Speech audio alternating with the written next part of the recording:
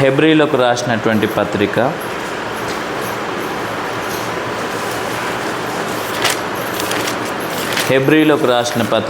3వ అధ్యాయము 13-15 వచనాలు కలిసి ఉంటాయి. హెబ్రీలకు రాసిన పత్రిక 3వ అధ్యాయము 13 నుండి 15 వచనాలు కలిసి ఉంటాయి. అవి చదువుకుందాం. నేడు మీరాయన శబ్దము వినిన ఎడల కోపము పుట్టించినప్పటి వలె మీ హృదయములను కఠినపరుచుకొనకుడని ఆయన చెప్పెను గనుక పాపము వలన కలుగు భ్రమ చేత మీలో ఎవడును కఠినపరచబడకుండునట్లు నేడు అను సమయముండగానే ప్రతి దినమును ఒకనికొకడు బుద్ధి చెప్పుకొనుడి.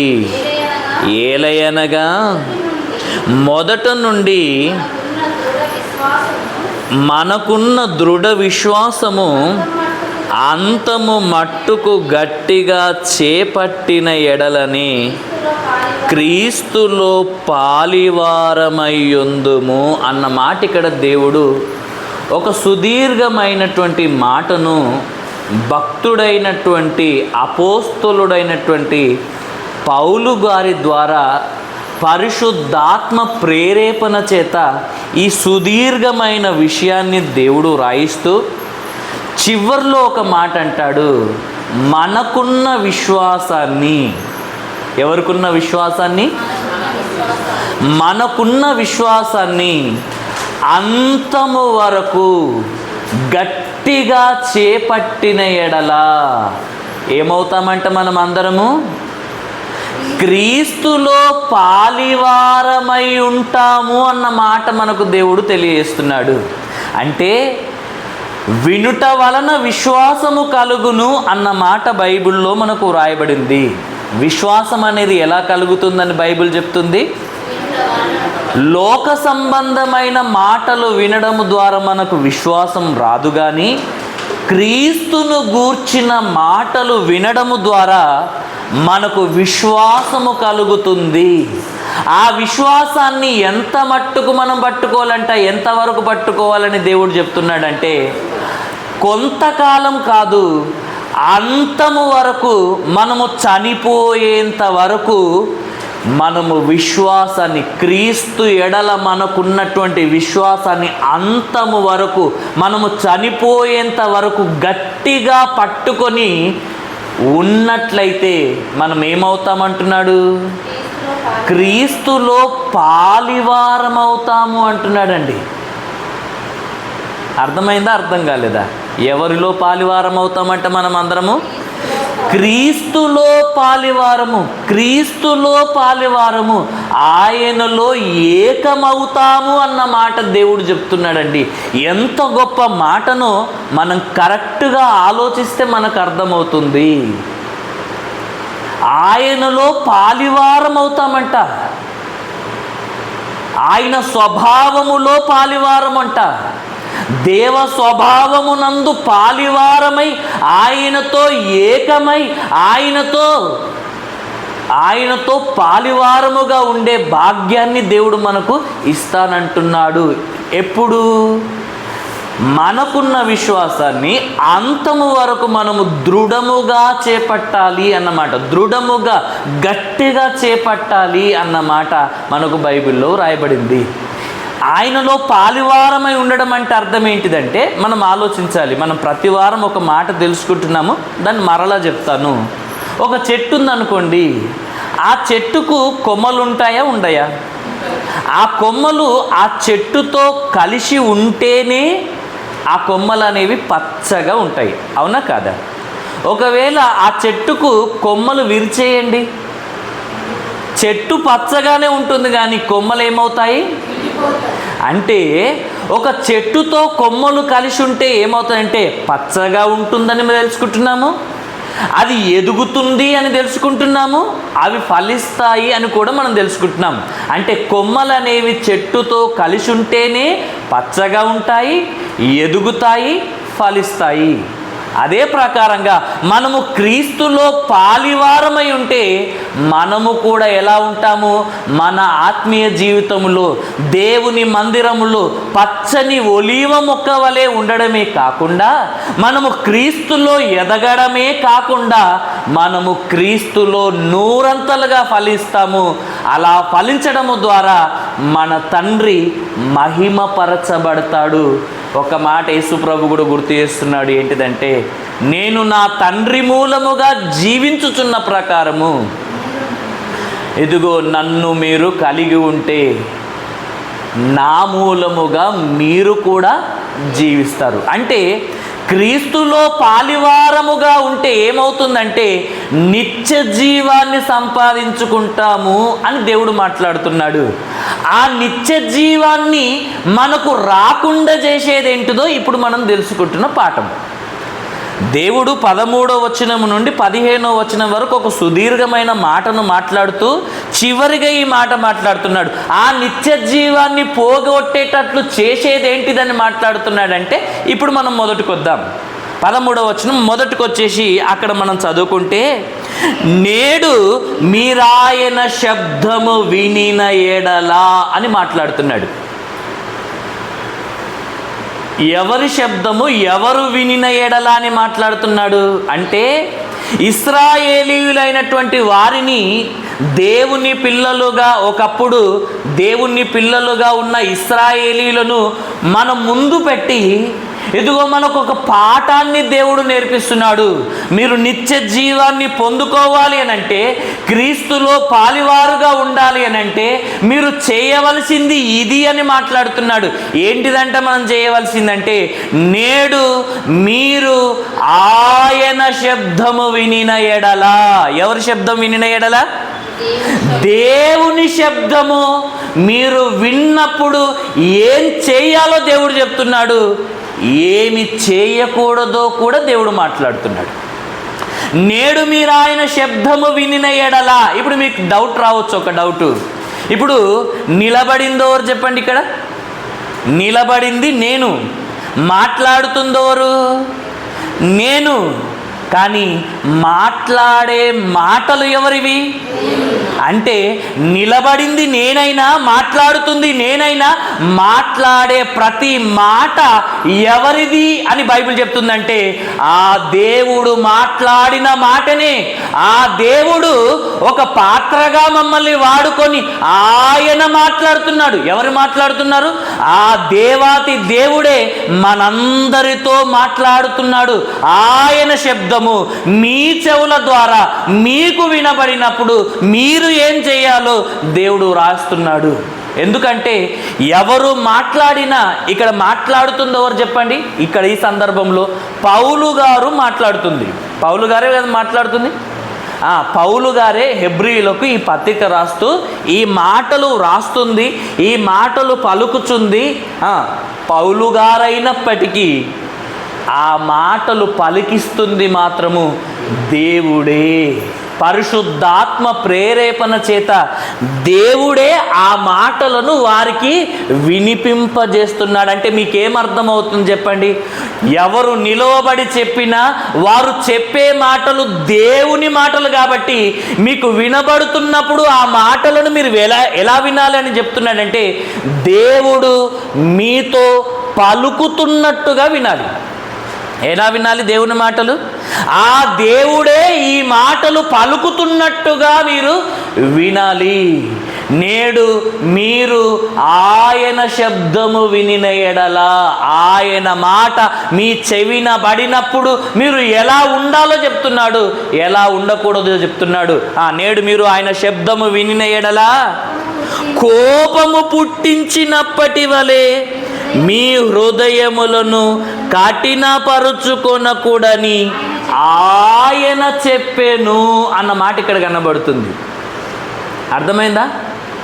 దేవుని మాటలు విన్నప్పుడు ఏమవ్వాలి చెప్పండి? ఆ మాటలకు లోబడాలి. దేవుని మాట ఒక్క మాట వెల్లడైందనుకో ఏమవ్వాలి? ఆ మాటకు మనము విధేయులమై ఉండాలి అని బైబిల్ చెప్తుంది. ఏమై ఉండాలి? మనం అందరము విధేయులమై లోబడాలి. ఆ దేవుని మాటకు లోబడాలి. కానీ దేవుడు మాట్లాడినప్పుడు ఒకనాడు ఇశ్రాయేలీలు ఏం చేశారంట? దేవునికి కోపం పుట్టించారంట. అంటే దేవుడు మాట్లాడినప్పుడు ఆ మాటకు లోబడక, ఆ మాటకు విధేయత చూపించకుండా, దేవుడు ఏదైతే చెప్పాడో ఆ మాట వినకుండా, మారు మనసు పొందకుండా వాళ్ళ హృదయాలను కఠినపరుచుకున్నప్పుడు ఏమైందంట? దేవునికి కోపం వచ్చింది అన్న మాట మనకి ఇక్కడ కనబడుతుంది. అంటే దేవునికి ఎప్పుడు కోపం వస్తుంది చెప్పండి? దేవునికి ఎప్పుడు కోపం వస్తుంది చెప్పండి? మన హృదయాన్ని కఠినపరుచుకున్నప్పుడు. ఎవరైతే దేవుని మాట విని ఆయన మాటకు లోబడరో, ఆయన చెప్పినట్టుగా బ్రతకరో వాళ్ళందరినీ బైబిల్ ఏం చెప్తుంది? కఠినులు అని మాట్లాడుతుంది బైబిల్. అలా లోబడని వారందరూ కూడా వారి హృదయాన్ని ఏం చేసుకుంటున్నారంటే తెలుసా? కఠినపరుచుకుంటున్నారు అని దేవుడు మాట్లాడుతున్నాడు. అలా కఠినపరుచుకున్న ప్రతి ఒక్కరి మీదికి ఏమొస్తుందని దేవుడు చెప్తున్నాడంటే దేవుని కోపము వారి మీదికి వస్తుంది అని మాట్లాడుతున్నాడు. అంటే దేవుని కోపము మనుషుల మీదికి ఎప్పుడు వస్తుందంట? హృదయాన్ని కఠినపరుచుకున్నప్పుడు దేవుని కోపము వారి మీదికి వస్తుంది అని దేవుడు మాట్లాడాడు. ఇప్పుడు ఆలోచిద్దాం. మన టాపిక్ ఏంటిదంటే ఈరోజు హృదయ కాఠిన్యము అనే టాపిక్. ఏ అంశాన్ని మనం ధ్యానించుకుంటున్నాము? హృదయ కాఠిన్యము గురించి మాట్లాడుతున్నాము. ఇప్పుడు మనం ప్రతిరోజు నీళ్ళు తాగుతామా తాగమా? ప్రతిరోజు నీళ్లు తాగుతాము. నీళ్లు తాగుతుంటాం కదా, ఆ నీటికి కఠినత్వం అనేది ఉంటుంది. ఏముంటుంది నీటికి?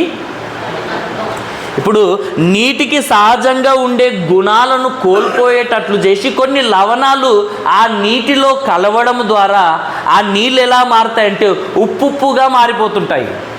కొంచెం తాగుతున్నప్పుడు దొడ్డుగా కనబడుతుంటాయి. ఇప్పుడు ఈ బాటిల్ ఉందనుకోండి, ఈ బాటిల్లో ఉన్న నీళ్ళు ఏంటి అంటే మినరల్ వాటర్. అర్థమైందా? అంటే నీటిలో ఉన్నటువంటి ఆ ఏమంటారు ఉప్పు గుణం ఉంటుంది కదా, కొన్ని లవణాల వలన అవి ఏమవుతాయంటే దొడ్డుగా ఉంటాయి. ఆ దొడ్డుగా ఉన్నటువంటి ఆ వాటర్ మనం తాగడానికి కొంచెం కష్టంగా ఉంటుంది. అర్థమైందా? అర్థం కాలేదమ్మా? ఇప్పుడు బోరింగ్ నీళ్ళు కానీ ఒకసారి మీరు కొట్టుకొని తాగండి. తాగుతున్నప్పుడు గొంతులోకి సరిగ్గా దిగాయి. ఒకవేళ మీరు ఎండాకాలంలో ఒకవేళ బోర్ నీళ్ళు తాగారనుకోండి, ధూప ఆరదు. ఇంకా తాగాలి అనిపిస్తుంది కానీ ధూప మాత్రము ఆరదు. అర్థమైందా? కాబట్టి ఇట్లాంటి మినరల్ వాటర్ తాగినాం అనుకోండి, తాగుతున్న కొద్దికి కొంచెము ఎక్కువ తాగాలి అన్న ఆలోచన మనసు వస్తుంది. అంటే మనకేమర్థమవుతుందంటే కఠినంగా ఉన్నటువంటి నీళ్లను మనము తాగడానికి ఇష్టపడము. అవును కదా? కఠినంగా ఉంటే నీటిలో కాఠిన్యత అనేది ఉంటేనే ఆ నీళ్లను మనం తాగడానికి ఇష్టపడము కదా. మళ్ళీ మనిషి హృదయములో కాఠిన్యత ఉంటే మళ్ళీ దేవుడు అంగీకరిస్తాడా? వారిని నీటిలో కాఠిన్యత ఉంటేనే మనం తాగము. అలాంటిది మనిషి యొక్క హృదయములో కాఠిన్యం అనేది ఉందనుకోండి, దేవుడు ఆ మనిషిని అంగీకరిస్తాడా? దేవుడు ఆ మనిషిని స్వీకరిస్తాడా? ఆలోచించాలి. ఇప్పుడు ఒక మట్టి పెట్టె తీసుకోనండి, నీళ్ళల్లో వేయండి. ఏమవుతుంది చెప్పండి? అది ఏమవుతుంది? మట్టి పెట్టె తీసుకొని నీళ్ళల్లో వేస్తే అది కరిగిపోతుంది. కొన్ని క్షణాలలోనే ఏమైపోతుంది? కరిగిపోతుంది. అదే ఒక రాయి తీసుకొని నీళ్ళల్లో నానబెట్టండి, ఒక రోజు నానబెట్టండి, కరిగిపోతుందా? ఒక వారం రోజులు నానబెట్టండి, కరిగిపోతుందా? ఒక నెల రోజులు నానబెట్టండి, కరిగిపోతుందా? సంవత్సరం నానబెట్టండి, కరిగిపోతుందా? ఎన్ని సంవత్సరాలు నువ్వు ఆ రాయిని నీటిలో నానబెట్టినా ఆ రాయి కరగదుగాక కరగదు అన్న మాట మనకు అర్థమైంది. అర్థమైందా, అర్థం కాలేదా? అంటే మనిషి జీవితంలో ఈ కఠినమైన స్వభావం ఉందనుకోండి, రాయి లాంటి కఠినమైన హృదయం ఉందనుకోండి, వీళ్ళు మారరంటే మారరు. ఈ కఠినత్వం అనేది మనిషికి వచ్చిందనుకోండి, ఎన్ని సంవత్సరాలు ఈ రాయిని నీటిలో నానబెట్టినా అది మారదు, అది కరగదు, మెత్తబడదు. కఠిన హృదయము కలిగి నువ్వు మందిరానికి ఎన్ని సంవత్సరాలు వచ్చినా నీవు కూడా మారవు అని దేవుడు మనకు తెలియజేస్తున్నాడు. ఇప్పుడు మనము రాయిలాగుంటేనన్న పోని, సముద్రపు అలలకు ఏమవుతుందో చెప్పండి? రాళ్ళు, ఆ సముద్రపు అలలు ఉంటాయి కదా, ఆ అలలు అదే విధంగా ఒకటి వెంబడి ఒకటి రాళ్ళను తాకుతున్నప్పుడు ఆ రాళ్ళైనా మెల్లమెల్లగా కరిగిపోతాయేమో, కానీ మనుషులు మాత్రం ఎలా ఉన్నారంటే అండి, అసలు కరగని ఒక కఠినమైన స్వభావము మనిషికి వచ్చేసింది. ఎంత కఠినులంటే దేవుడు మనల్ని మార్చడానికి ఎన్ని మాటలు చెప్పినా వింటారు కానీ మారరు, వింటారు కానీ మార్చుకోరు, ఆ స్వభావాన్ని మార్చుకోరు. దేవుడు ఏది చెప్పినా నీలో ఉన్న ప్రతి లోపాన్ని సరిదిద్ది నిన్ను పరలోకానికి తీసుకొని వెళ్ళడానికే కదా దేవుడు మాట్లాడేది. దేవుడు ఏది మాట్లాడినా నీ లోపాలను సరిచేసి నిన్ను పరలోకానికి తీసుకొని వెళ్ళడానికే ఆ దేవుడు మనతో మాట్లాడతాడు. ఆయన నీతో ఏ విషయాలైతే మాట్లాడుతున్నాడు ఆ మాటలు విని ఏ లోపాలైతే నీ జీవితంలో ఉంటాయో ఆ లోపాలను మీరు సరిచేసుకున్నప్పుడే పరలోకానికి వెళ్తారు. ఈ ఎండకు మంచు కరుగుతుందా కరగదా చెప్పండి? ఎండకు మీరు మంచు పెట్టండి, మంచు ఐస్ గడ్డ పెట్టండి, ఏమవుతుంది చెప్పండి? 5 నిమిషాల్లో ఏమవుతుంది? సూర్యుని ఎండకు మంచే కరిగిపోతుంది. సముద్రపు అలలకు ఏమవుతుంది చెప్పండి? రాళ్ళు కూడా కొన్ని సంవత్సరాల తర్వాత మెల్లగా కరుగుతుంటాయి, అరిగిపోతుంటాయి. కానీ ఎన్ని సంవత్సరాలు మనుషులు మందిరానికి వస్తున్నా మారని స్థితి ఉందనుకోండి, ఇది ఎంత భయంకరమైనదంటే అంత భయంకరమైనది. ఎన్నో సంవత్సరాల నుండి మనం వాక్యాన్ని వింటూ కూడా పరలోకం వెళ్తామన్నటువంటి విశ్వాసము లేకుండా, పరలోకం వెళ్తామన్నటువంటి ఒక ధైర్యము లేకుండా నువ్వు ఉంటున్నావంటే నీకు అర్థం కావాలి. ఒకసారి మీరు ఆలోచించుకోనండి. ఈ రాత్రే మనం చనిపోయామనుకోండి, ఈ క్షణమే మనం చనిపోయామనుకోండి, పరలోకానికి వెళ్ళే విశ్వాసం మనలో ఉందా? పరలోకానికి మనల్ని తీసుకొని వెళ్ళే భక్తి మన జీవితంలో ఉందా? ఒక్కసారి మీరు ఆలోచించండి. అంటే అవి మన జీవితంలో లేవు అనంటే మన జీవితంలో ఇంకా ఏవో లోపాలు ఉన్నాయి. అవన్నిటిని మనం ఎందుకు సరి చేసుకోలేకపోతున్నాం? వాటన్నిటిని మనం ఎందుకు మార్చుకోలేకపోతున్నాం? మన బ్రతుకును దేవునికి అనుకూలమైనదిగా, ఆయనకి ఇష్టమైనదిగా, ఆయనకు ప్రీతికరమైనదిగా, ఆయన దృష్టికి పరిశుద్ధమైనదిగా మనం ఎందుకు మార్చుకోలేకపోతున్నామంటే మనిషి జీవితములోనికి, మనిషి హృదయములోనికి ఏమొచ్చిందంటే కఠినత్వం అనేది వచ్చి కూర్చుంది. కాబట్టి ఎన్ని మాటలు విన్నా కానీ మనిషి మారలేని స్థితి మనకు కనబడుతుంది. మనిషి హృదయం ఎలా మారిపోయిందంటే రాయిలాగా కాదు, రాయి కంటే కఠినముగా, ఇనుముగా, ఇత్తడిగా మారిపోయిందండి. ఎలా మారిపోయింది మనిషి యొక్క హృదయము? ఇనుము, ఇత్తడిగా మారిపోయి అసలు దేవుని మాటలకే స్పందించని గుణము మనిషికి వచ్చేసింది. ఏ స్వభావం వచ్చింది మనిషికి? దేవుని మాటలకు స్పందించే మనసే ఈనాడు మనిషికి రావట్లేదు. ఇప్పుడు మనం ఒక్కసారి ఆలోచిద్దాం. ఇప్పుడు మీరు దేవుని నమ్ముకొని ఎన్ని సంవత్సరాలు అయిందో మాకైతే తెలియదు, కానీ అందరం ఆలోచించాలి. దేవుని నమ్ముకొని ఒకవేళ 5 సంవత్సరాలు కావచ్చు, 10 సంవత్సరాలు కావచ్చు, 20 సంవత్సరాలు కూడా కావచ్చు. 20 సంవత్సరాల నుండి నువ్వు దేవుని మాటలు వింటున్నావు కదా, 10 సంవత్సరాల నుండి నువ్వు దేవుని మాటలు వింటున్నావు కదా, నీలో దేవుడు కోరుకున్న పరిపూర్ణమైన మార్పు నీలో కలిగిందా? దేవుడు కోరుకునే పరిశుద్ధ జీవితము నీలో వచ్చిందా అని ఆలోచించాలి. అది రాలేదనుకోండి, ఇంకా మన హృదయము దేవుని మాటలకు స్పందించని కఠినత్వములోనే ఉంది. అంటే ఇంకా కొన్ని విషయాలలో మనం మార్పు పొందలేని వారిగానే ఉన్నాం. ఈ చిన్న విషయాలే అనుకుంటాము, కానీ ఆ చిన్న విషయాలే నిన్ను పరలోకాన్ని పోగొట్టే పెద్ద విషయాలుగా మారిపోతున్నాయి. మన దృష్టిలో అవి చిన్నవి అనుకుంటున్నాము, కానీ ఆ దేవుని దృష్టిలో పరలోకాన్నే మీకు పోగొట్టే పెద్దవి. కాబట్టి అవన్నీ మనం ఎలా పోగొట్టుకుంటున్నాము అని అంటే, అవన్నిటినీ మనము ఎందుకు పోగొట్టుకుంటున్నాం, పరలోకాన్నే పోగొట్టుకుంటున్నామంటే, ఆయన మాటలు వింటున్న మనము ఆయనకు కోపము పుట్టించి మన హృదయాన్ని కఠినపరుచుకుంటున్నామా? అసలు దేవుని కోపం ఎవరి మీదకి వస్తుందని బైబిల్ చెప్తుందో తెలుసా? ఎవరి మీదకి వస్తుందంట? దేవుని కోపము ఎవరి మీదకి వస్తుందంట?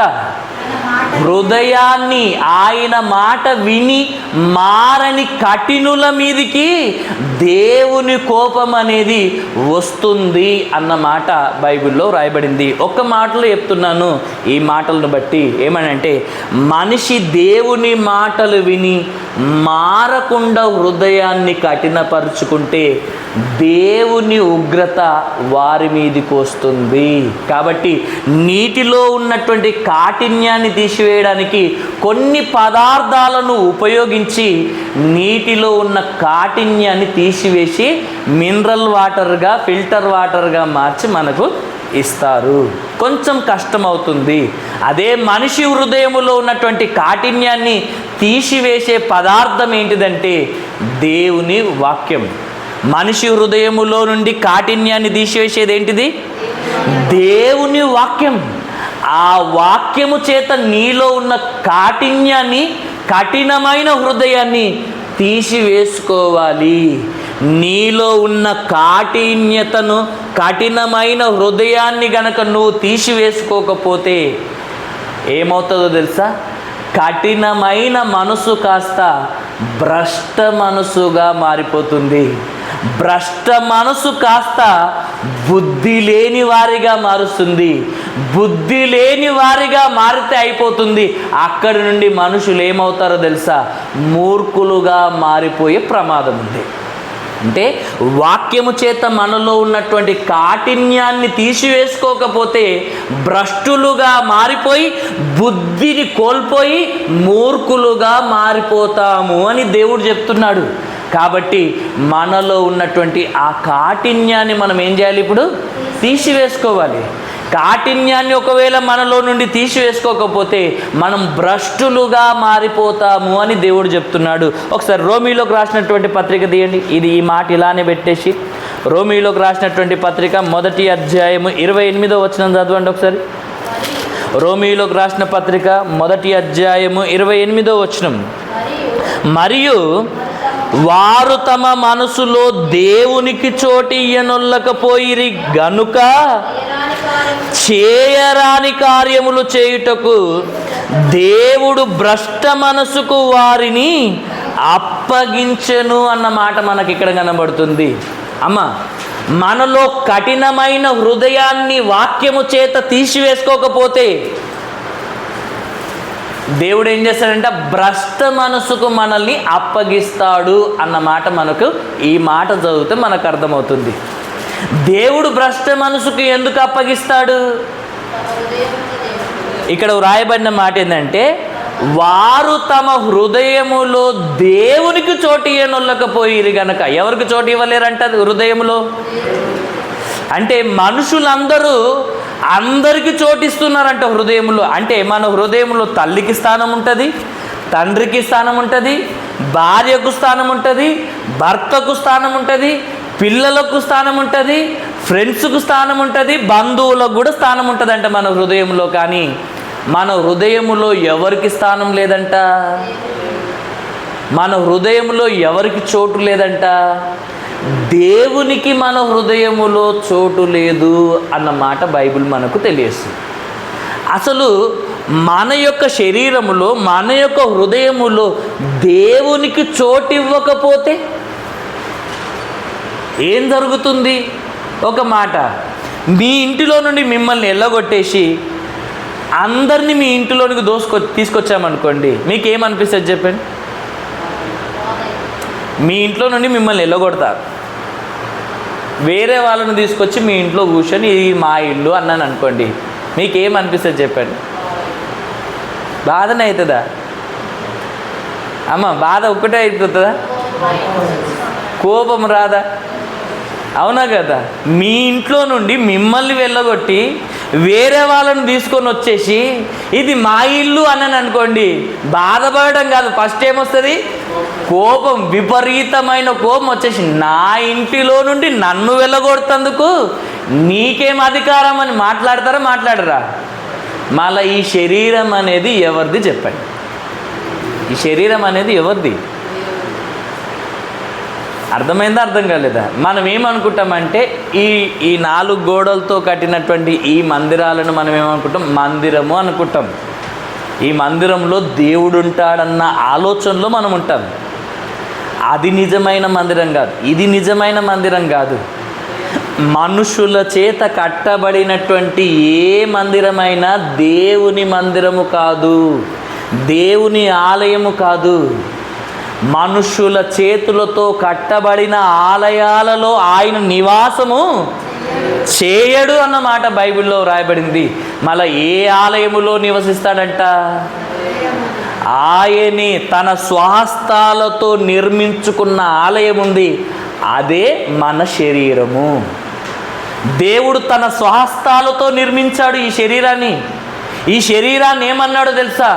కొరింథీయులకు రాసినటువంటి పత్రికలో నీ దేహము దేవుని ఆలయము అన్నాడు. అంటే దేవుని నిజమైన ఆలయం ఏంటిదంటే మన శరీరం అన్నాడు. హెబ్రీలకు రాసినటువంటి పత్రికలో 3వ అధ్యాయానికి వచ్చేసరికి అక్కడికి వచ్చేసరికి ఏమంటాడంటే, అక్కడ రాయబడినటువంటి మాట, మనమే ఆయన యొక్క ఇల్లు అన్నమాట రాయబడింది. మన శరీరము ఆయన ఆలయమని వ్రాయబడింది, మన యొక్క శరీరము ఆయన ఇల్లు అని వ్రాయబడింది. అంటే ఆలోచించండి, మనం ఎప్పటికి ఎక్కడ ఉంటామని చెప్పండి? ఇంట్లో ఉంటామా, బయట ఉంటామా? అవునా కదా? ఇంట్లోనే కదా మనం ఉండేది. కాబట్టి దేవుడుండే నివాస స్థలము, దేవుడుండే ఆలయం ఏంటిదంటే మన శరీరము అన్నాడు. ఈ శరీరము ఎవరి వలన మనకు అనుగ్రహింపబడింది? మీ దేహము దేవుని వలన మీకు అనుగ్రహింపబడిందంటే ఈ శరీరాన్ని ఇచ్చింది ఎవరు అని అంటే దేవుడే కదా ఈ శరీరాన్ని ఇచ్చింది. అంటే దీని మీద పూర్తి అధికారం ఎవరికి ఉంది చెప్పండి? దేవునికి ఉంది. ఆ దేవుడు నీకిచ్చాడు నువ్వు ఉండడానికి. ఈ శరీరం అనే గుడారములో నీ ఆత్మ కొంతకాలం ఉండడానికి దేవుడిచ్చాడు. ఇప్పుడు ఈ శరీరం అనే గుడారములో నుండి ఆయనను వెళ్ళగొట్టి ఆయన ఇంటిలో నుండి ఆయననే వెళ్ళగొట్టేసి ఆయనకే చోటు లేకుండా చేస్తే దేవుడు ఊరుకుంటాడా చెప్పండి? దేవుడేమంటున్నాడు? వారు తమ హృదయములో తమ జీవితములో దేవునికి చోటు ఇయ్యనొల్లకపోయిరు గనక భ్రష్ట మనసుకు అప్పగిస్తున్న. అంటే మనుషులు ఎంత పెద్ద తప్పు చేశారంటే ఆయన ఇంటిలో నుండి ఆయన్నే వెళ్ళగొట్టేసి మళ్ళీ ఆయన బయటకు వచ్చేసి హృదయం అనే తలుపుని ఏం చేస్తున్నాడు? ఆయన తట్టుచూనే ఉన్నాడంట. తలుపు తీయండి అని ఆయన ఏం చేస్తున్నాడంట? తట్టుచూనే ఉన్నాడంటే తట్టడం అంటే ఏంటిది? మన ఇంటికి వచ్చి ఆయన డోర్ తట్టడం కాదు, వాక్యము ద్వారా నీ హృదయం అనే తలుపును తడుతున్నాడు నీలోనికి రావాలని. ఆ వాక్యము నీలోనికి వస్తే, ఇప్పుడు లైట్ ఉందంటే చీకటి ఉంటుందా చెప్పండి? ఆ ప్రభువు నీ బ్రతుకులోనికి నీ జీవితములోనికి వస్తే అసలు నీ హృదయము కఠినంగా ఉండదండి. దేవుడు చెప్పే ప్రతి మాటకు స్పందిస్తావు, దేవుడు చెప్పే ప్రతి మాటకు లోబడతావు. ఆయన నీతో ఏది చెప్పునో అది ఖచ్చితంగా మనము చేస్తాం. ఇలా చేయకపోవడానికి గల కారణం ఏంటిదంటే మన మనసు కఠినమైపోయింది. కఠినమైపోతే దేవుని కోపము మన మీదకి వస్తుంది. కఠినమైపోతే దేవునికి లోబడము అని దేవుని వాక్యంలో వ్రాయబడింది. మన మనసు కఠినమైపోతే దేవుని యొక్క మాట ప్రకారం మనం బ్రతకకపోవడమే కాదు, నిత్య జీవాన్ని కోల్పోతాము, విశ్వాసము కోల్పోయి భ్రష్టులుగా మారిపోతాము. ఇంత ప్రమాదం ఉంది. కాబట్టి ఇప్పుడు మన హృదయంలో ఉన్న కాఠిన్యాన్ని మనము తీసివేసుకోవాలి. రాయిలాగా మన హృదయాన్ని కఠినపరుచుకోకుండా, ఆ రాయిని నీళ్ళల్లో ఎంతకాలం ఎండబెట్టినా, ఎంతకాలం నానబెట్టినా అది మెత్తగా కాదు, అది కరగదు. మన హృదయాలు ఎన్ని సంవత్సరాలు వాక్యం విన్నా కఠినంగా ఉంటే మన జీవితాలు కూడా మారవు, పరలోకాన్ని సంపాదించుకోవు. కనుక దేవుడు ఏమని మాట్లాడుతున్నాడంటే మీలో ఉన్న కాఠిన్యాన్ని మీరు ఏం చేయాలి? విసర్జించాలి. వాక్యము చేత మీలో ఉన్నటువంటి కఠినమైన స్వభావాన్ని మీరు తీసివేసుకోగలిగితే దేవుని మాటకు మీరు లోబడతారు అన్నమాట మనకు దేవుని వాక్యంలో వ్రాయబడింది. కాబట్టి ఎవరైతే తమ హృదయములో, ఎందుకంటే ఆయన తలుపు తడుతున్నాడు, ఆయన తలుపు తడుతున్నా స్పందించకుండా, హృదయం అనే తలుపులు తీయకుండా మనం కఠినంగా ఉంటే ఎంతకాలము ఆ దేవుణ్ణి, ఆ ప్రభువును నీ హృదయములో చేర్చుకోకుండా ఉంటున్నావు? ఒకసారి ఆలోచించండి.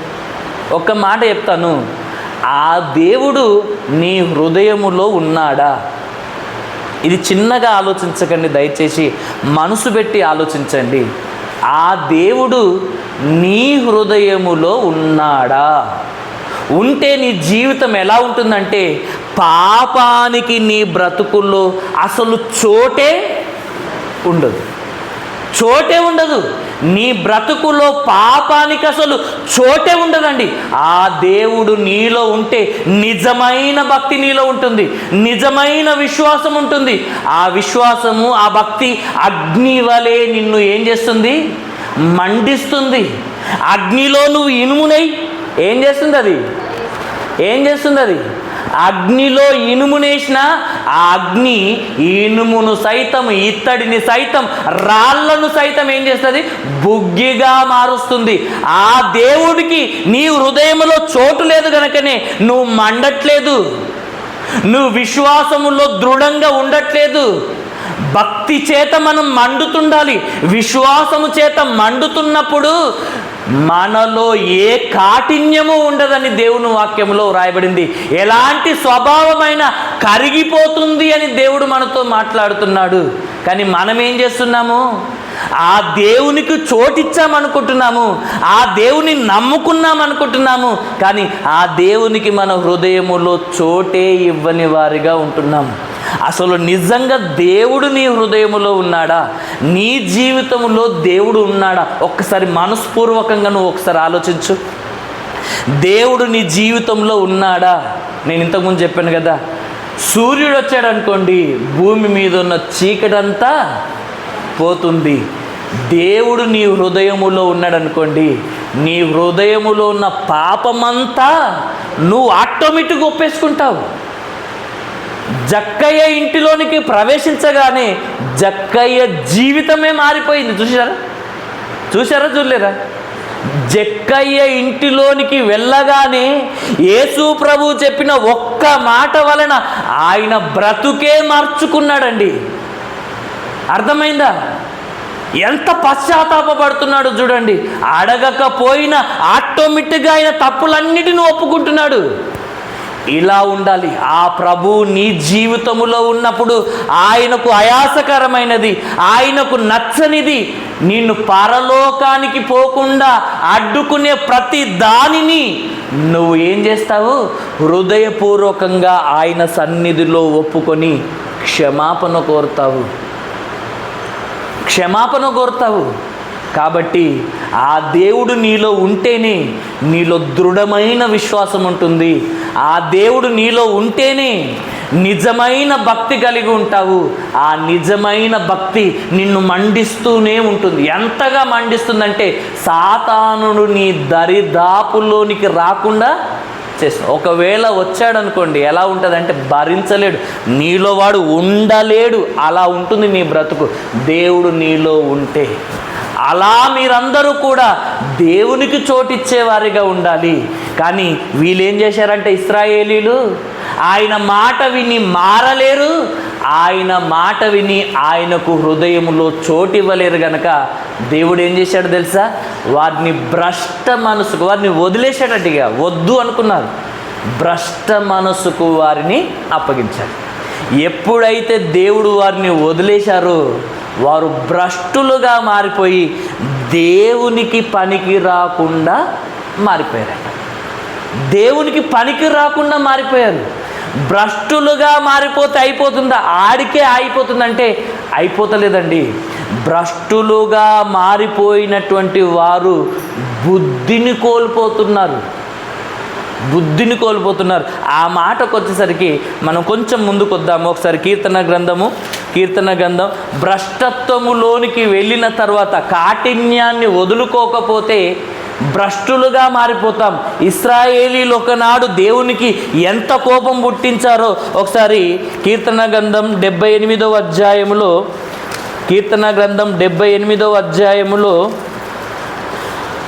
31వ వచనం నుండి మనం కొన్ని మాటలు చదువుకుందాం. దేవుని కోపము వారి మీదికి దిగెను, వారిలో బలిసిన వారిని ఆయన సంహరించెను. ఇశ్రాయేలులో యవ్వనులను కూల్చెను.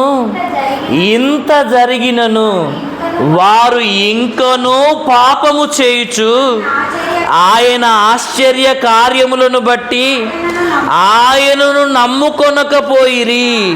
కాబట్టి ఆయన వారి దినములు ఊపిరి వలె గడిచిపోజేసెను, వారి సంవత్సరములు అకస్మాత్తుగా గడిచిపోజేసెను.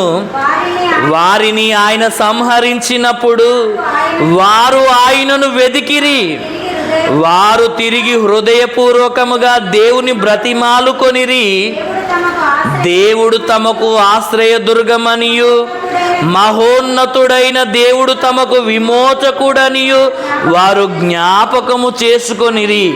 అయినను వారి హృదయము ఆయన ఎడల స్థిరముగా ఉండలేదు. ఆయన నిబంధనను వారు నమ్మకముగా గైకొనలేదు.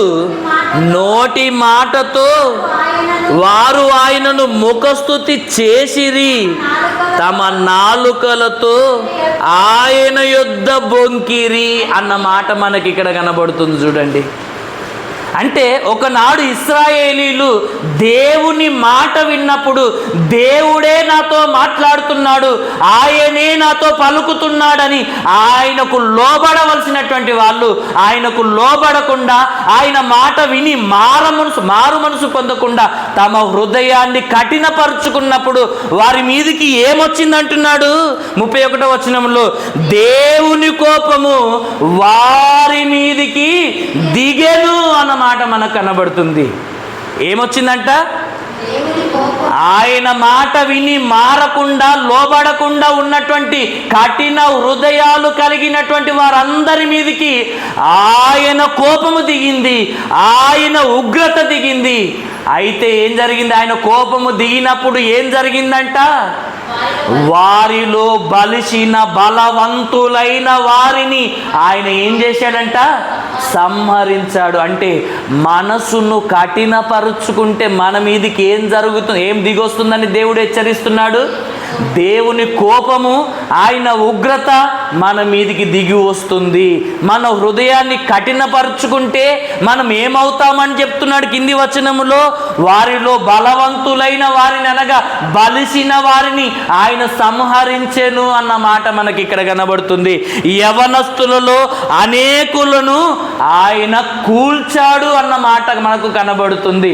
అంటే బలవంతులని తమ బలమును చూసుకొని విర్రవీగుతున్న వారందరినీ కూడా దేవుడు ఏం చేశాడంట, వాళ్ళ కఠినమైన స్వభావాన్ని బేస్ చేసుకొని, వాళ్ళ కఠినమైన హృదయాన్ని ఆధారం చేసుకొని వారిని సంహరించాడు అన్నమాట మనకి ఇక్కడ కనబడుతుంది.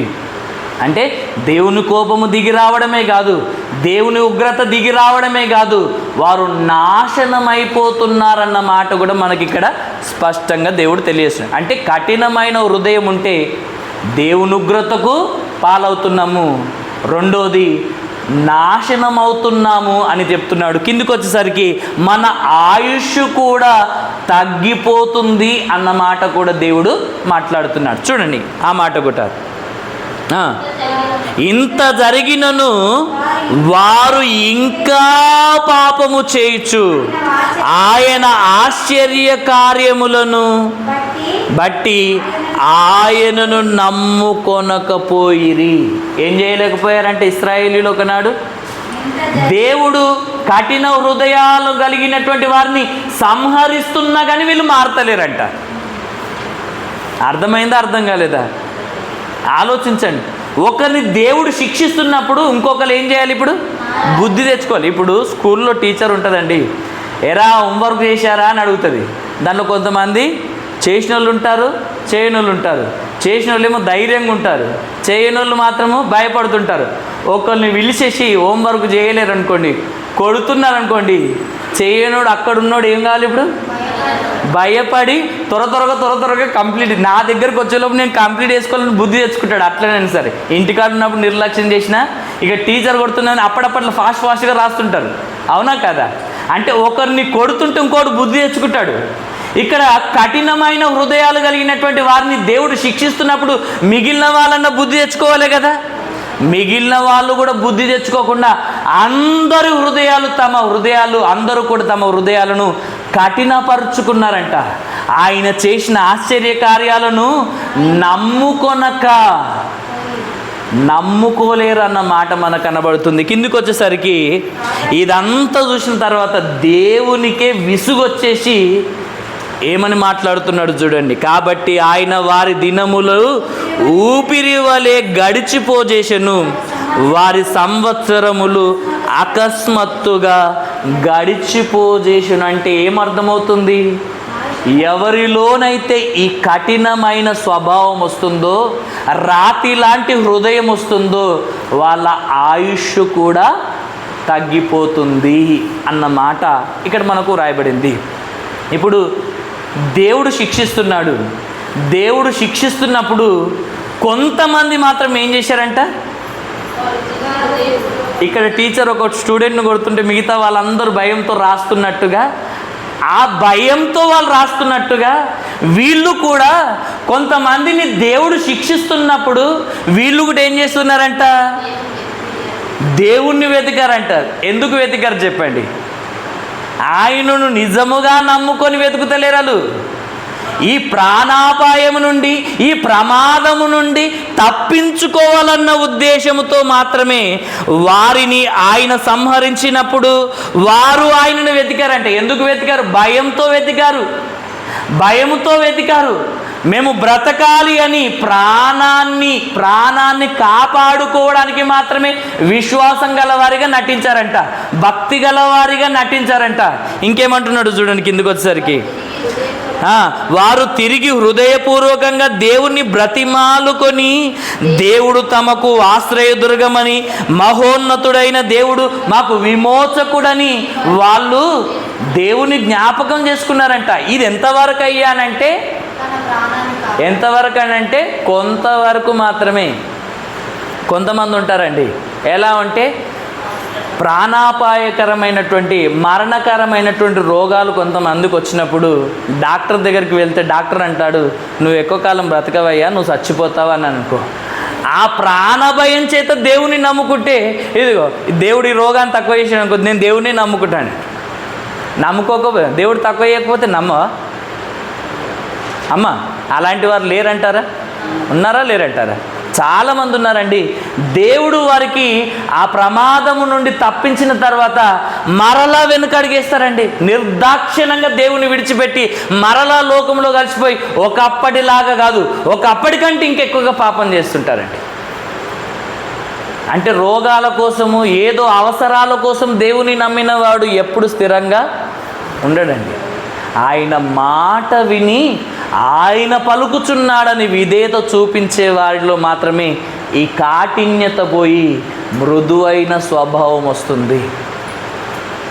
ఎవరిలో ఈ మృదుత్వం అనేది ఉంటుందో, దేవుని మాటలకు ప్రతి మాటకు స్పందిస్తారో వారు దేవునికి కోపం పుట్టించరు, లోబడతారు. కాబట్టి ఎవరైతే వారి హృదయాన్ని కఠినపరుచుకుంటారో రాయి కంటే వాళ్ళే దేవునికి కోపము పుట్టిస్తారు.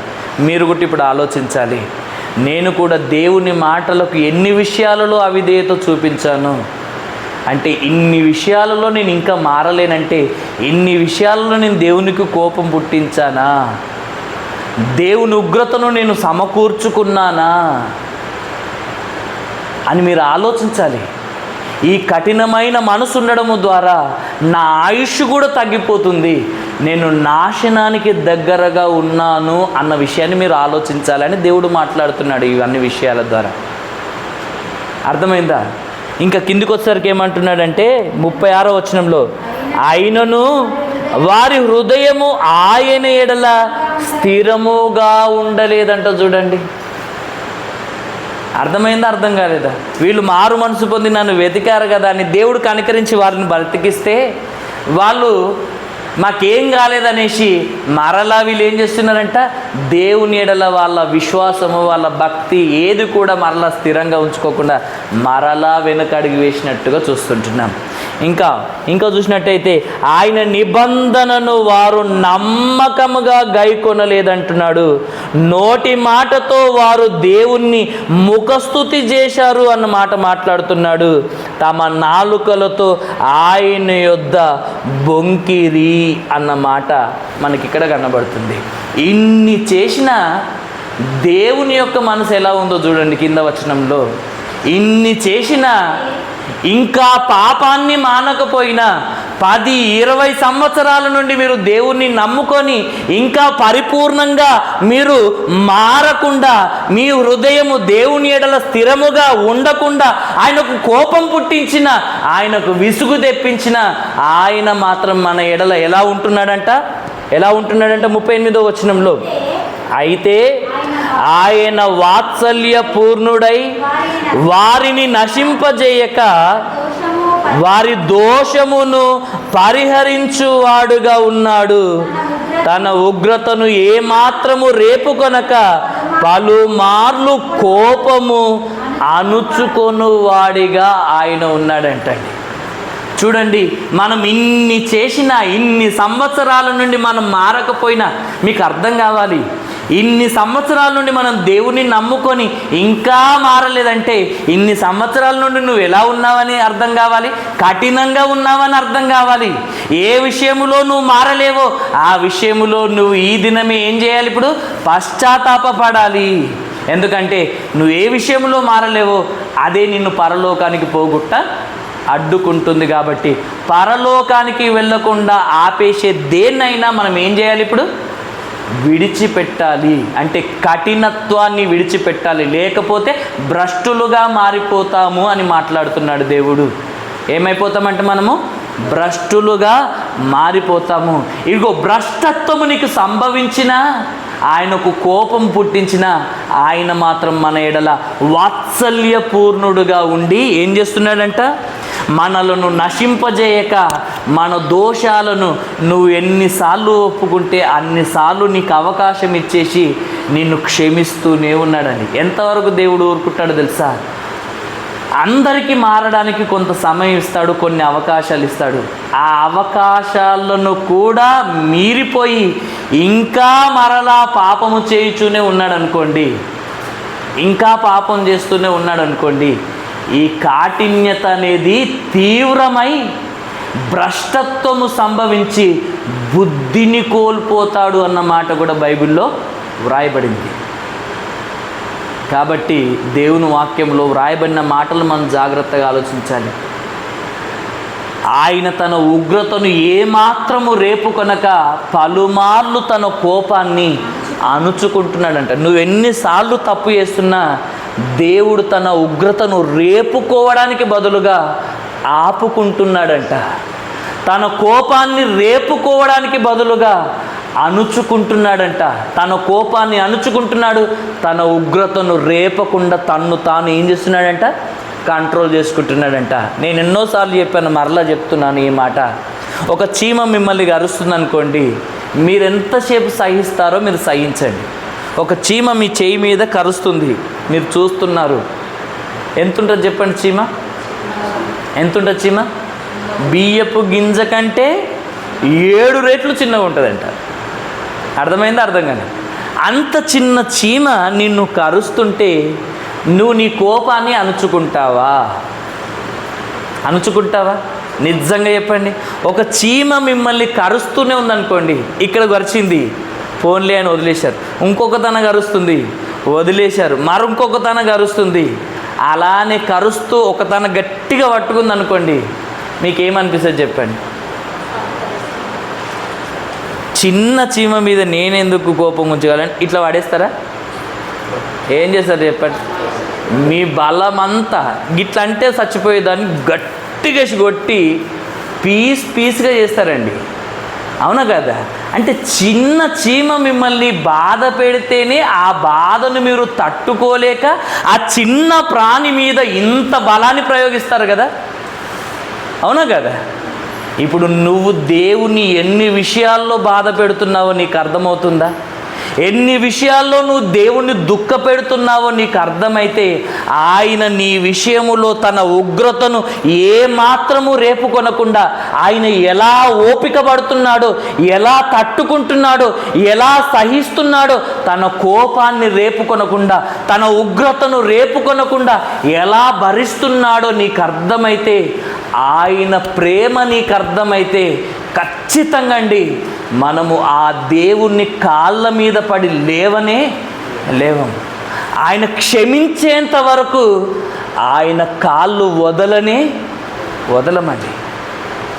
ఇన్ని సంవత్సరాలుగా నన్ను ఎలా భరించావయ్యా, నన్ను ఎలా తట్టుకుంటున్నావయ్యా, నా మీద ఏమాత్రము కోపము రేపుకొనకుండా నన్ను ఎలా సహిస్తున్నావయ్యా అని మనము ఖచ్చితంగా ఏడుస్తామండి. మన విషయమై మనం చేసినటువంటి పాపాల విషయంలో దేవుడు ఎలా ఓర్చుకుంటున్నాడో అన్న విషయం నీకు అర్థమైతే, ఆయన పలుమార్లు నిన్ను ఎన్నిసార్లు ఓర్చుకోలేడు చూడండి.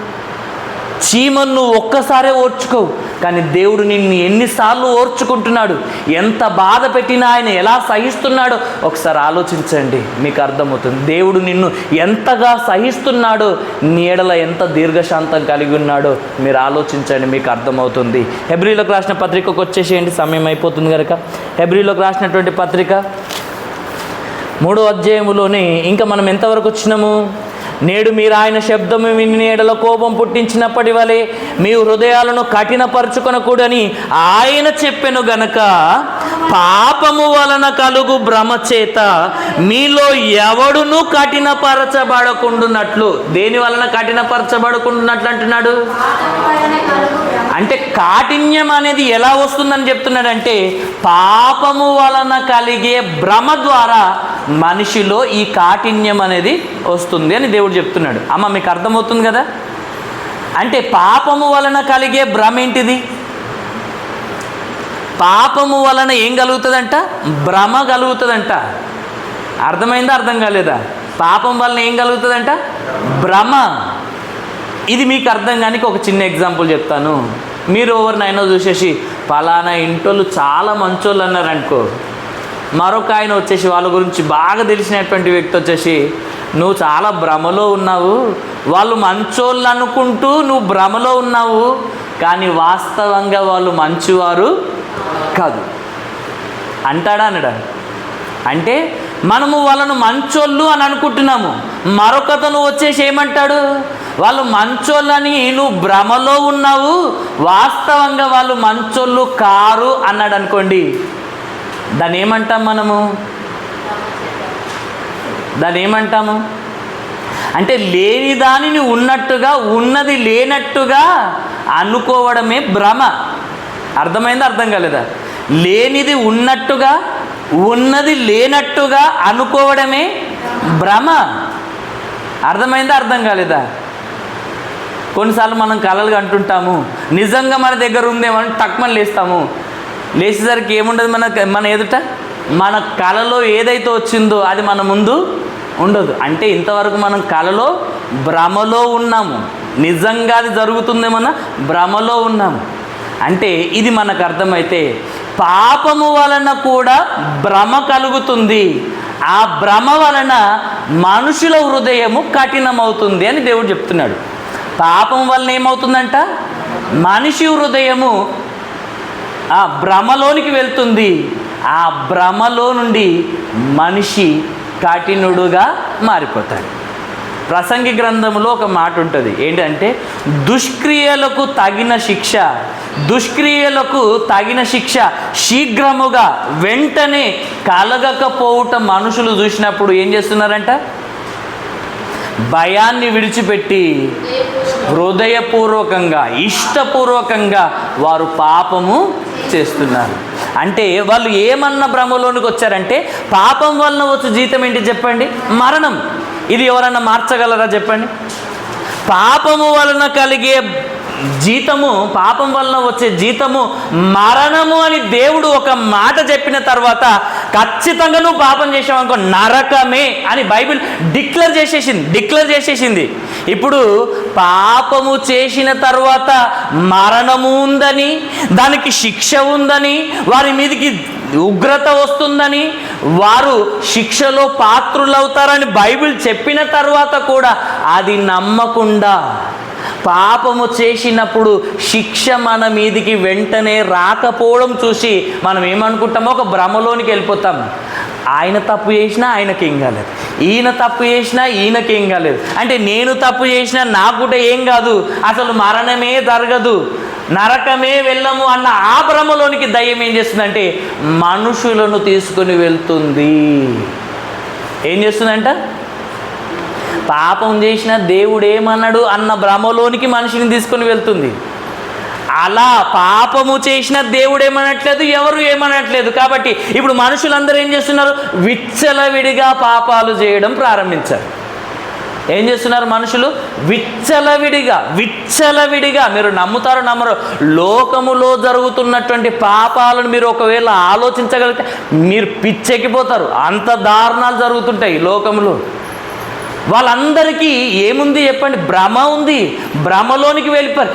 ఏం చేసినా దేవుడు ఏమన్నాడు, ఏమని అంటున్నాడా, తాగినా దేవుడు ఏమని అంటున్నాడా, అబద్ధాలు ఆడినా దేవుడేమని అంటున్నాడా, వ్యభిచారం చేసినా దేవుడేమని అంటున్నాడా, ఏ పాపము చేసినా దేవుడు ఏమనట్లేదు అన్న భ్రమలోనికి వెళ్ళిపోయి శిక్ష వెంటనే రాకపోవడం చూసి ఇంకా భయాన్ని విడిచిపెట్టి హృదయపూర్వకంగా మనుషులు పాపం చేస్తూ పాపము వలన ఏమి జరగదన్న భ్రమలోనికి మనుషులను దయ్యము తీసుకొని వెళ్ళింది. అలా తీసుకొని వెళ్ళింది గనుకనే మనిషి హృదయము కఠినమైంది అని బైబిల్ చెప్తుంది. అయ్యా తాగకయ్యా అంటే వింటాడా చెప్పండి? రీసెంట్గా మా అన్నకే, ఎవరికో కాదు మా అన్నకే, నాకంటే అంటే పెద్ద అయినా మా అన్న ఎలాంటి పరిస్థితి వచ్చిందంటే కాళ్ళు చేతులు లేవలేని స్థితి వచ్చింది, నడవలేని స్థితి వచ్చింది.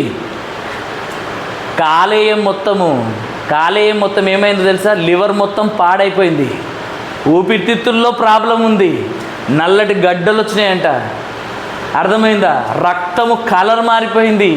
ఇంకా చెప్పాలని అంటే కాలేయం లివర్ పాడైపోయింది కనుక విపరీతమైనటువంటి జాండీస్. డాక్టర్స్ అన్నారు 2 గంటల రాత్రికి తీసుకెళ్ళి వెళ్ళినాం మేము హాస్పిటల్కి. డాక్టర్ ఏమన్నా తెలుసా, మేము ఇక్కడ పట్టమండి అని చెప్పేశారు డైరెక్ట్. ఏమన్నారు, ఇక్కడ మేము పట్టము అనేసి అన్నారు. ప్రాబ్లం చూస్తే సీవియర్గా ఉంది, రేపు పొద్దుగాల వరకు చచ్చిపోయాడు అనుకోండి, అప్పుడు మమ్మల్ని అంటారు మీరు ఖచ్చితంగా, కాబట్టి ఉస్మానియాకి తీసుకెళ్ళండి అన్నారు.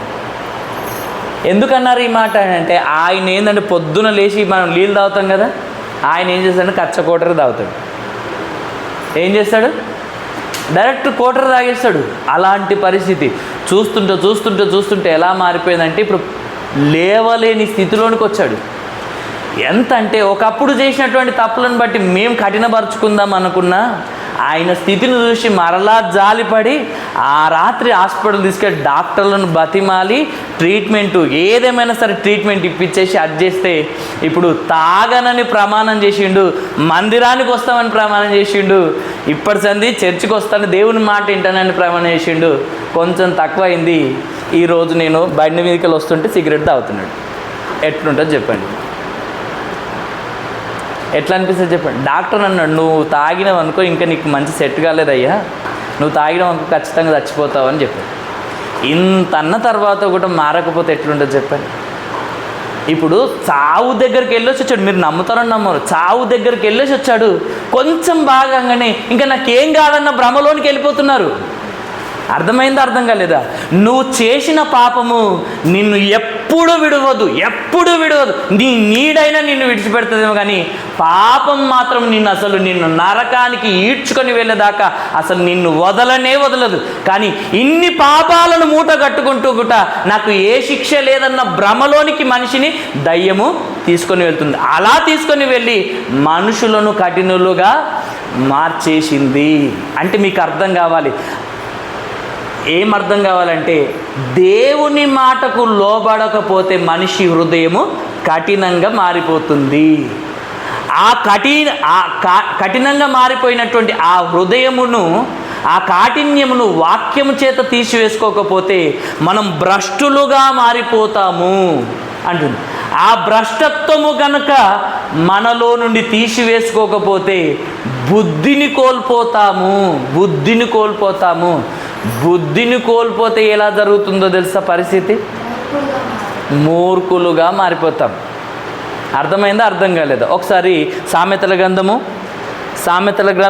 ఇకనే ఈ హెబ్రీలోకి రాసిన పత్రికని ఇంకొక మాట చదువుదాం. అక్కడ పాపము వలన కలుగు భ్రమచేత మీలో ఎవడును కఠినపరచబడుకుంటున్నట్లు నేడు అను సమయం ఉండగానే ప్రతి దినమును ఒకరినొకడు బుద్ధి చెప్పుకొనుడి అన్నాడు. దేవుడు ఏమంటున్నాడు? కఠినపరుచుకోకుండి అని చెబుతూ నేడు అను దినముండగానే, ఏ దినమంట? నేడు అనే దినముండగానే ఒకరికొకడు ఏం చేయాలంట? బుద్ధి చెప్పుకోవాలి అని అంటున్నాడు. బుద్ధి చెప్పుకోవాలంట. ఏం చెప్పుకోవాలంట? బుద్ధి చెప్పుకోవాలంటే మనకు ఆ బుద్ధి ఉండాలి కదా. ఒకరికొకడు ఏం చెప్పుకోవాలి? బుద్ధి చెప్పాలి. ఆ బుద్ధే మనలో లేకపోతే ఎలా చెప్పుకుంటాం చెప్పండి? కాబట్టి మనకు బుద్ధి రావాలంటే ఎలా వస్తుంది చెప్పండి? బుద్ధి రావాలంటే ఏ స్కూల్లో చేరితే మనకు బుద్ధి వస్తుంది, ఏ కాలేజీలోకి వెళ్తే మనకు బుద్ధి వస్తుంది, ఏ యూనివర్సిటీలోకి వెళ్తే మనకు బుద్ధి వస్తుంది అంటే బైబిల్లో రాయబడింది, బుద్ధి జ్ఞానముల సర్వ సంపదలు క్రీస్తులో గుప్తమై ఉన్నవి అన్నమాట. కొలస్సీలకు రాసిన పత్రిక 2వ అధ్యాయం 3వ వచనంలో బుద్ధి జ్ఞానముల సర్వ సంపదలు ఏమేమి ఉన్నాయంట? బుద్ధి జ్ఞానముల సర్వ సంపదలు అన్నీ కూడా క్రీస్తులో ఉన్నాయి. ఇప్పుడు నువ్వు బుద్ధిని సంపాదించుకోవాలంటే ఎవరిని సంపాదించుకోవాలి చెప్పు? ఫస్ట్ క్రీస్తును సంపాదించుకోవాలి. ఇప్పుడు క్రీస్తును సంపాదించుకోవాలని అంటే ఇప్పుడు ఒక బాటిల్ ఉందనుకోండి, దీన్ని ఏం పెట్టుకుంటాం మనము? ఏం పెట్టుకుంటాం? ఇప్పుడు బుద్ధిని సంపాదించుకోవాలంటే ఆ బుద్ధి క్రీస్తులో ఉంది. ఇప్పుడు క్రీస్తును సంపాదించుకోవాలంటే ఇప్పుడు ఈ వాటర్ బాటిల్ ఉంది, ఇది 10 రూపాయలు. ఇప్పుడు 10 రూపాయలు ఇస్తేనే షాప్ వాళ్ళు మనకు ఇస్తారు. ఇప్పుడు క్రీస్తును సంపాదించుకోవాలి అని అంటే మీరు ఏం చేయాలి తెలుసా? బైబిల్లో రాయబడింది సామెతల గ్రంథంలో తీపియను కానీ ఒక మాట చెప్తారు, నీ ఆస్తిని అంతటిని ఇచ్చి దేన్ని సంపాదించుకోవాలంట? బుద్ధిని సంపాదించుకోవాలంట. ఏమిచ్చి అంటే ఇప్పుడు దాన్ని మొత్తం వివరిస్తే లేట్ అవుతుంది కనుక ఒక మాట చెప్పాలి, నీ ఆస్తిని అంతటిని ఇచ్చి బుద్ధిని సంపాదించుకోవాలంటే దాని అర్థము ఒక్క మాటలో చెప్తున్నాను, నీ జీవితాన్ని ప్రభువుకిస్తే ఆయనను నువ్వు సంపాదించుకున్నట్టే. అర్థమైందా? అర్థం కాలేదా? నీ జీవితాన్ని ప్రభువుకు అప్పగిస్తే ఆ ప్రభువును నువ్వు సంపాదించుకున్నట్టే. ఆ ప్రభువు నీ జీవితంలో ఉన్నప్పుడు నిజమైన విశ్వాసం ఉంటుంది, నిజమైన భక్తి ఉంటుంది, అప్పుడు నువ్వు ఆ నిజమైన విశ్వాసం చేత, నిజమైన భక్తి చేత నువ్వు మండుచుండడమే కాదు, నిజమైన బుద్ధి కలిగి నువ్వు బ్రతుకుతావు. కానీ ఈ బుద్ధి ఎవరిలో ఉండదో తెలుసా? కఠినుడుగా మారిపోయి భ్రష్టత్వం సంభవించి బుద్ధిని కోల్పోయిన వాడు ఎలా ఉంటాడంటే మూర్ఖుడిగా మారిపోతాడు. అది మీకు అర్థం కానికి నేను ఒక మాట చెప్తాను. ఇప్పుడు యోబు భార్య ఉందా లేదా? యోబు గ్రంథం 2వ అధ్యాయం 10వ వచనంలో ఒక మంచి మాట ఉంటుంది. యోబు అంటాడు, ఏమంటాడు తెలుసా? మూర్ఖురాలు మాట్లాడినట్టు మాట్లాడుచున్నావు అని మాట్లాడతాడు. యోబు ఏమంటున్నాడు? ఎందుకన్నాడా యోబు ఆ మాట తన భార్యను గురించి ఎందుకన్నాడు? ఒక మాట ఎందుకనొచ్చు అంటే యోబు తూర్పు దేశాలలో ఆయనకున్నంత ఆస్తిపాస్తులు, ఆయనకున్నంత సిరి సంపదలు ఎవ్వరికి లేవండి. ఆ తూర్పు దేశాలలోనే ఆయన గొప్ప ఐశ్వర్యవంతుడు, అన్ని కలిగి ఉన్నాడు. అయితే సాతానుడు ఏం చేశాడు? అన్నిటినీ తీసివేస్తూ వచ్చాడు. చివరికి తన 10 మంది పిల్లలను కూడా తీసివేశాడు. అప్పుడు యోబు ఏమన్నాడో మన అందరికీ తెలుసు కదా. దేవుడే ఇచ్చాడు, దేవుడే తీసుకున్నాడు, ఆ దేవునికే మహిమ కలుగునుగాక అన్నాడండి. 10 మంది పిల్లలను తీసివేసుకున్న దేవుణ్ణి మహిమపరిచాడు. ఒక్క బిడ్డను ఒకవేళ దేవుడు తీసేశాడు అనుకోండి, ఒక మాట చెప్తున్నాను, దేవుడిని నమ్ముకుంటామా? అక్కడనే అయిపోతుంది. ఇక ఇంత నమ్ముకున్న నా జీవితంలో దేవుడు ఏం చేశాడు అని మనం మాట్లాడతారా? కానీ దేవుడు ఎవరికి అన్యాయం చేయడన్న ఆలోచన మనిషికి వస్తుందా? అస్సలు రాదు. దయ్యం రానివ్వదు. దేవుడు ఏం చేశాడన్న ఆ మాటని ముందుకు తీసుకొని వస్తారు. కానీ యోబు బుద్ధిని కోల్పోలేడు అంటే ఆయన మనసు దేవుని ఎడల ఎంత స్థిరంగా ఉందో మనకు అర్థం కావాలి. ఆయన మనసు దేవుని ఎడల కఠినంగా లేదు, భ్రష్టత్వం రాలేదు ఆయనలోనికి. ఆయన బుద్ధిని కోల్పోలేడు, దేవుణ్ణి మహిమపరచాడు. అంత కష్టమైన పరిస్థితిలో కూడా ఆయన దేవుణ్ణి మహిమపరచాడు. ఆస్తిపాస్తులు పోయినా దేవుణ్ణి మహిమపరచాడు, పిల్లలు పోయినా దేవుణ్ణి మహిమపరచాడు. తన బాధను తట్టుకోలేక వస్త్రాలను చింపుకుంటూ బూడిదలో బొర్లుతూ ఆయన ఎంత యాతన పడ్డాడంటే అంత యాతన పడ్డాడు. ఆయన అరికాళ్ళు మొదలుకొని తల వరకు నిలువెల్లా ఏమైంది చెప్పండి? మిక్కిలి బాధకరమైన కురుపుల చేత మొత్తబడిన అంత బాధనే అనుభవిస్తున్నాడు. కానీ దేవుణ్ణి ఒక్క మాట కూడా అనలేదు. ఆయనలో ఏ బుద్ధి ఉంది చెప్పండి? దైవ బుద్ధి ఉంది గనక ఆ బుద్ధి దేవుణ్ణి ఎప్పుడు నిందించదు. ఇప్పుడు ఎవరిలో లేదు చెప్పండి? ఇప్పుడు యోబు భార్యలో లేదు.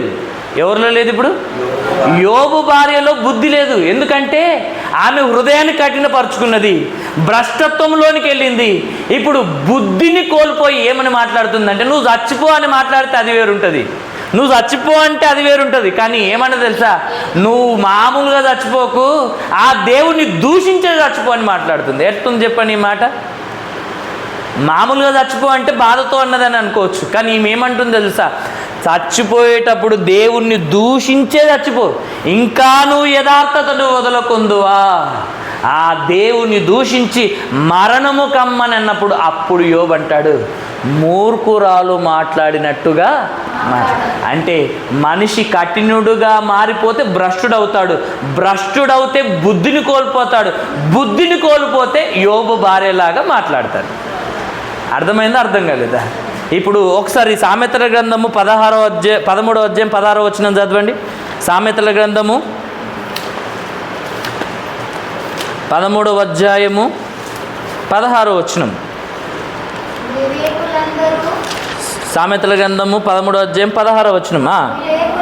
వివేకులందరూ తెలివి కలిగి పని జరిపించుకొందురు, బుద్ధిహీనుడు మూర్ఖతను వెల్లడిపరుచును అన్న మాట ఇక్కడ కనబడుతుంది. బుద్ధిహీనుడు ఏం చేశాడంట?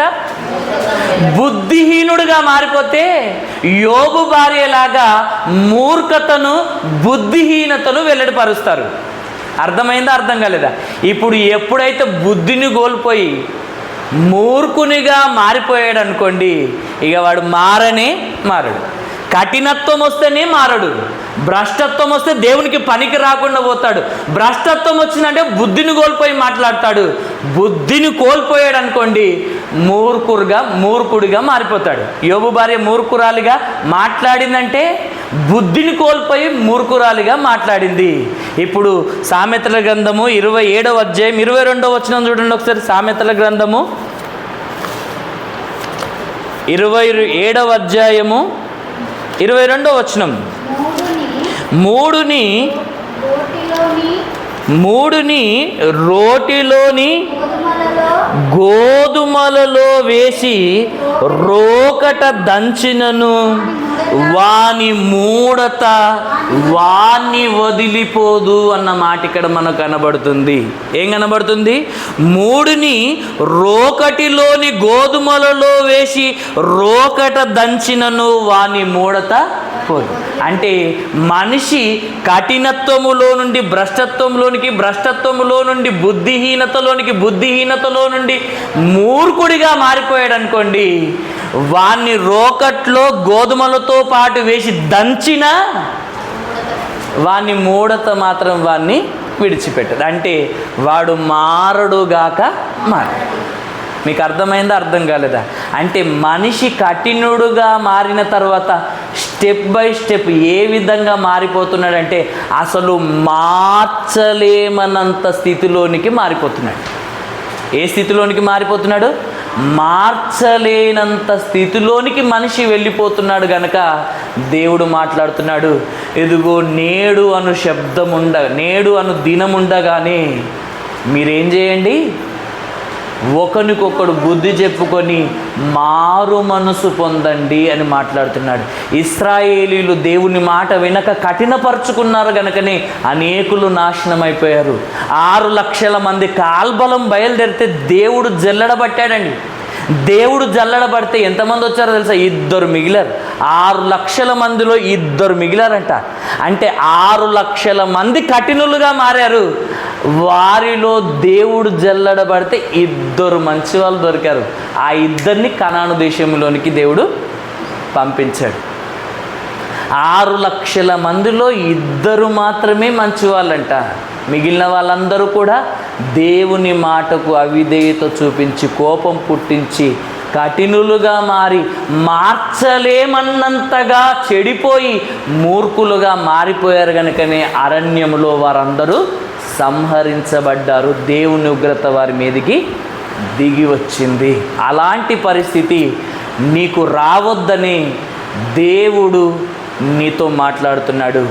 ఆయన శబ్దము మీ చెవిన పడినప్పుడు, ఆయన మాట మీరు వింటున్నప్పుడు దేవుడే నాతో మాట్లాడుతున్నాడు, దేవుడే నాతో పలుకుచున్నాడు. ఆయన ఏది చెప్పినా నేను లోబడి ఆయన చెప్పినట్టుగా నా బ్రతుకును నేను మార్చుకుంటాను. నాలో ఈ కఠినత్వాన్ని వదులుకుంటాను, ఈ భ్రష్టత్వాన్ని విసర్జిస్తాను, బుద్ధిహీనతను వదులుకుంటాను, మూర్ఖతను నేను విసర్జించి ఏం చేస్తానని మనం చేయాలి? ఆయన సన్నిధిలో మనము నిజముగా ఆయనను పశ్చాత్తాపముతో మనం వేడుకున్నట్లయితే, ఆయన ఎలాంటి వాడంటే తెలుసా? దేవుడు నీ దేవుడైన యెహోవా కరుణా వాత్సల్యములు గలవాడు. యోవేలు గ్రంథంలో ఉంటుంది 2వ అధ్యాయం 12-13 వచనంలో, నీ దేవుడైన యెహోవా కరుణా వాత్సల్యములు గలవాడు, అత్యంత కృప గలవాడు, దీర్ఘశాంతము కలిగిన దేవుడు. కాబట్టి నీ ఎడల ఆయన చేయనుద్దేశించిన కీడు చేయక, ఆయన పశ్చాత్తాపపడాలంటే, ఆయన నిన్ను కనికరించాలంటే ఏం చేయాలంటున్నాడు? నీ వస్త్రములను కాక నీ హృదయమును చింపుకొని ఆయన తట్టు తిరగాలి. మారడానికి దేవుడు మనకిస్తున్నటువంటి చివరి అవకాశం, పరలోకానికి నిన్ను వెళ్లకుండా చేసే ప్రతి విషయములో మారడానికి దేవుడు నీకు ఇస్తున్న చివరి అవకాశం. ఒకవేళ చెప్పలేం, ఇదే రాత్రి మనం చనిపోవచ్చు, లేదా ఇదే రాత్రి యేసు ప్రభు 2వ రాకడ రావచ్చు. నువ్వు ఎత్తబడే గుంపులో ఉంటావా? విడువబడి నరకానికి జారిపోయే గుంపులో ఉంటావా?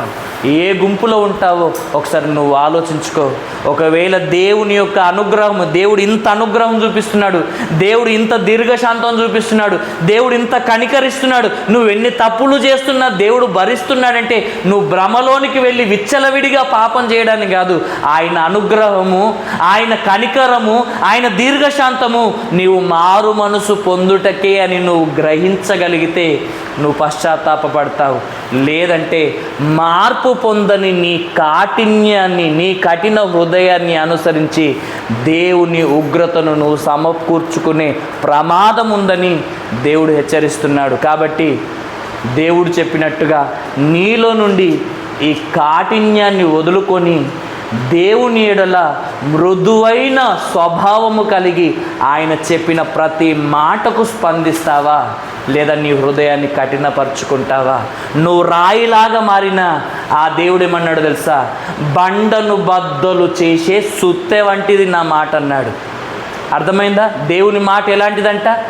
బండలను సహితము బద్దలు చేసే సుత్తె లాంటిది అని మాట్లాడుతున్నాడు. అంటే ఒక రాయిని బద్దలు చేయాలంటే సుత్తె కావాలి.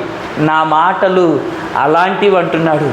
పెద్ద పెద్ద కొండలను బద్దలు చేయాలని అంటే సుత్తె పనికిరాదు. అప్పుడు ఏం కావాలి?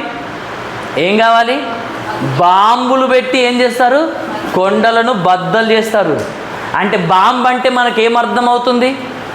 శబ్దం. బాంబు పేలితే ఏమవుతుంది? గొప్ప శబ్దం వస్తుంది. గొప్ప శబ్దం వస్తుందంటే అర్థం ఏంటిది? గొప్ప శబ్దం వస్తుందంటే అర్థం ఏంటిది? ఆ బాంబు పేలడం ద్వారా గొప్ప శబ్దం వస్తుంది. ఆ శబ్దానికి బండలు, కొండలు సైతం ఏమవుతుంది? బద్దలవుతున్నాయి అన్న మాట మనము వింటున్నాం, చూస్తున్నాం. మళ్ళా ఆలోచించండి, దేవుని మాటలు ఎంత గొప్పవి చెప్పండి. బాంబు కంటే మహాశబ్దము గలవి. ఈ లోకాన్నే కలిగించినటువంటి మహాశబ్దము దేవుని మాటల్లో ఉంది. అర్థమైందా? లోకమే ఒప్పుకుంది, మనం ఒప్పుకోవడానికి కారణం ఏంటిది? అభ్యంతరం ఏంటిది? లోకమే చెప్పింది. ఈ విశ్వం ఎలా ఏర్పడిందంటే బిగ్ బ్యాంగ్ థియరీ అని ఒక థియరీ తీశారు. అంటే బిగ్ బ్యాంగ్ థియరీ అంటే ఈ లోకంలో ఏమీ లేనప్పుడు ఒక మహాశబ్దం కలిగింది. ఆ శబ్దము ద్వారానే ఈ భూమి, ఆకాశం, ఈ లోకాలన్నీ కలిగాయి. ఇవన్నీ కలిగాయి. ఈ విశ్వంలో ఉన్న ప్రతిదీ కలిగాయి. శబ్దము వలన కలిగింది అంటారు. ఇప్పుడు శబ్దం అనేది ఎలా వస్తుంది చెప్పండి? ఎవరు లేకుండా శబ్దం వస్తుందో చెప్పండి? ఎవరో ఒకరు ఉన్నారు కనుకనే శబ్దం వచ్చింది. ఎవరైనా ఎవరు లేనప్పుడు ఎవరున్నారు? దేవుడే ఉన్నాడు. ఆయన పలికాడు గనక శబ్దం అనేది వచ్చింది. ఆయన పలికాడు గనక శబ్దం అనేది వచ్చింది. ఆ శబ్దమే భూమి కలుగునుగాక. చిన్న మాట కాదు. ఆయన మాట్లాడితే ఎలా ఉంటుందో తెలుసా? ఉరుము శబ్దము కంటే ఆయన శబ్దం ఎలా ఎక్కువ ఉంటుంది? ఎంత ఎక్కువ ఉంటుంది అంటే అంత ఎక్కువ ఉంటుందండి. ఆకాశ మహాకాశములు పట్టజాలని ఆ దేవుడు మాట్లాడితే ఉరుము గర్జనల కంటే మహాగర్జన ఆయన మాటల్లో ఉంది. అర్థమైందా? బాంబు శబ్దానికే బండలు బద్దలైతే ఆ మహాశబ్దమైన ఆ దేవుని మాటకు ప్రతి హృదయం బద్దలు కావాలి. ప్రతి హృదయము తెరవబడాలి. మేఘము విరిగినట్లుగా నీ హృదయము విరిగి పశ్చాత్తాపము నీలో పుట్టినప్పుడు ఆ దేవుని కనికరము నీ మీదకి వస్తుంది. ఆ దేవుని అనుగ్రహం పొందుకుంటావు.